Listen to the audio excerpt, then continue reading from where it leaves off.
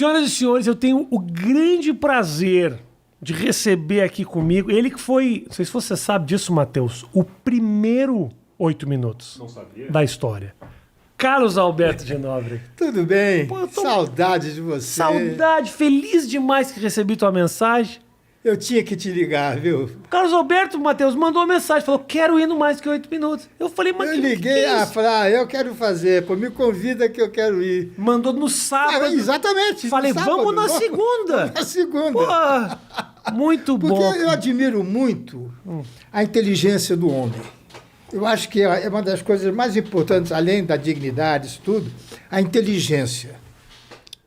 E você é uma pessoa muito inteligente. Carlos Alberto, eu acho que você tem assistido o conteúdo errado. Não tenho pode não. ser. Você sabe, você é muito... Aliás, o judeu é um povo muito É verdade. inteligente. Né? E um povo que não se leva muito a sério. Tem isso, que é uma característica do judeu. A autodepreciação, essa coisa que eu falei, tipo, eu sou burro, vai. É uma coisa que a gente faz naturalmente, porque o judeu não se leva muito a sério. É uma coisa muito louca isso. Chegar mais pertinho do microfone? Chega um pouquinho mais pertinho do microfone. E você, Carlos Alberto, sempre foi um cara que nunca te levou muito a sério também? Não, eu sempre me levo a sério. Desde garoto eu sou muito disciplinado. Sério? Sério, sempre Escola? fui. Péssimo aluno. Ah, é? Porque é o seguinte, eu não sabia, eu tenho aquela dificuldade de me centralizar. Tá. Foco. Só que eu não sabia que eu sou do século XX. Sim. Eu nasci em 36, eu nasci antes da guerra. Não é? Então, imagina a educação que eu tive, o que era a vida em 1936, quando eu nasci, o colégio em 1941, quando eu comecei a estudar. Era tudo diferente. A medicina, tudo diferente, tudo diferente. E os meus pais, não por ignorância, por não existir, nunca se preocuparam em saber por que eu era mau aluno.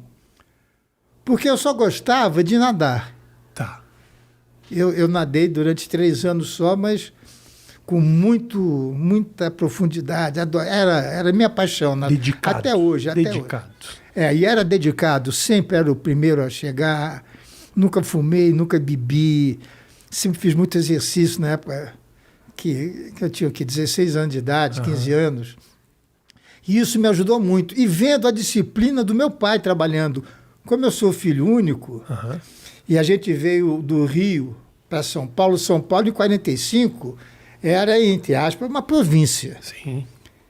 Né? O meu pai veio como castigo do Chateaubriand para um diretor da Rádio Tupi, para castigá-lo, mandou ele vir morar em São Paulo.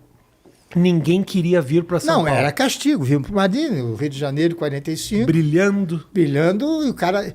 E era o Teófilo de Barros Filho, que era um radialista muito famoso, diretor de rádio. E meu pai disse, você não vai sozinho, eu vou com você.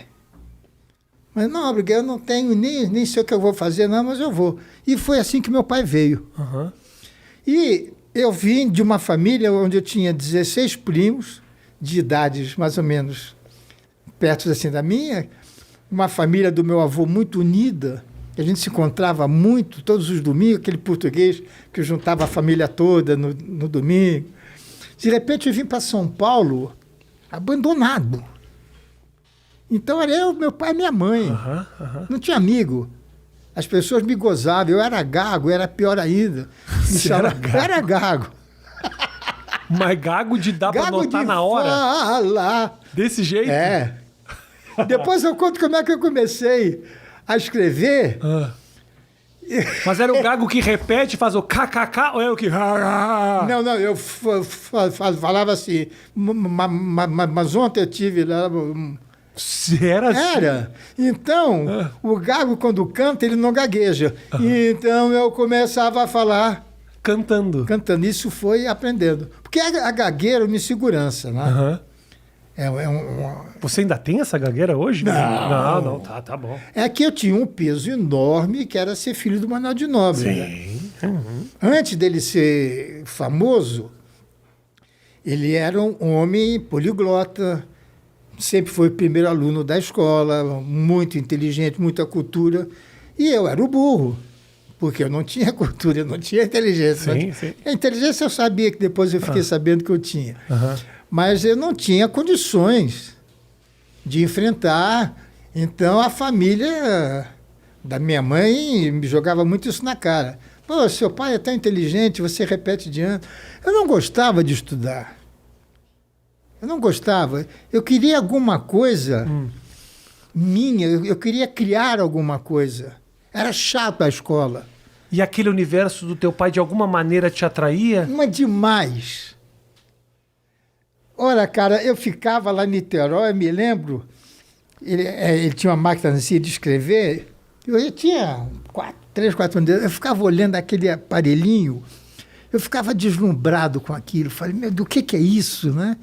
Então, quando ele deixava eu ficar batendo naquelas teclas, eu preferia aquilo do que ficar brincando. Pra você ver como era a tecnologia daquela época. A criança se interessava pela incrível tecnologia da máquina de escrever. A máquina de escrever, que eu tenho até hoje, a minha primeira máquina, a minha Hamilton Randall. Aí você via aquilo e falava... É aquilo que eu quero. Aham. Então, meu pai ficava escrevendo e eu aprendi a ler nos programas de rádio que ele fazia. Que eu queria saber o que batia ali e saía naquele papel. Tá. Então, era aquilo que eu queria fazer. Aham. Bom, aí eu sempre sonhava em fazer aquilo, só que não sabia o que era aquilo. Eu sabia que tinha que botar um papel e ficar batendo ali, Aham. certo? E eu já nasci dentro desse ambiente, porque quando eu nasci, meus pais moravam em Botafogo. Perfeito. E lá já naquela época, já não tinha mais areia na praia. O mar já tinha feito... Isso foi em 1936. E ele tinha um programa de rádio, na Rádio Ipanema, que era onde era o Cassino Atlântico, lá em Copacabana. E eram 4 andares. E o último andar era a Rádio Ipanema. E meu pai me levava quase sempre para pegar sol. Ele fazia o programa às 7 horas da manhã.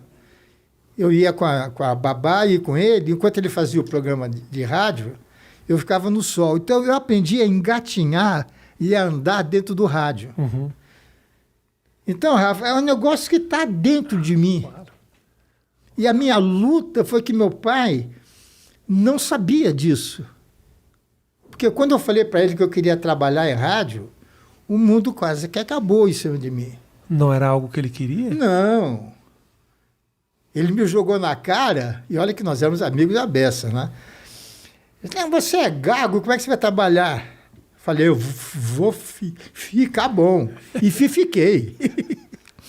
Com o objetivo de trabalhar. Foi. E como é que cura a gagueira, Casabe? A gagueira eu fui curando, quando eu comecei a trabalhar em... Bom, primeiro, quando eu comecei a fazer rádio, que eu só podia falar aquilo que eu escrevesse. Aham. Por quê? Porque eu tinha que dizer assim, amanhã eu vou na casa do Rafinha. Não dá. Eu preciso, na casa do Rafinha amanhã, não dá. Será que dá para o Rafinha me atender amanhã? Será que dá? Aí eu botava, será que dá para o Rafinha me atender amanhã? Você encontrava as frases. Eu procurava. Falar. Então, eu não gaguejava quando eu trabalhava, Tá. já ajudava. Uhum. Com a minha liberdade de estar... Porque ninguém acreditava que era eu quem escrevia. Porque eu era burro. Eu era mau aluno, repeti 3 anos. Uhum. Então, eles achavam que era o Manuel de Nóbrega que escrevia e botava meu nome para eu ganhar um salário.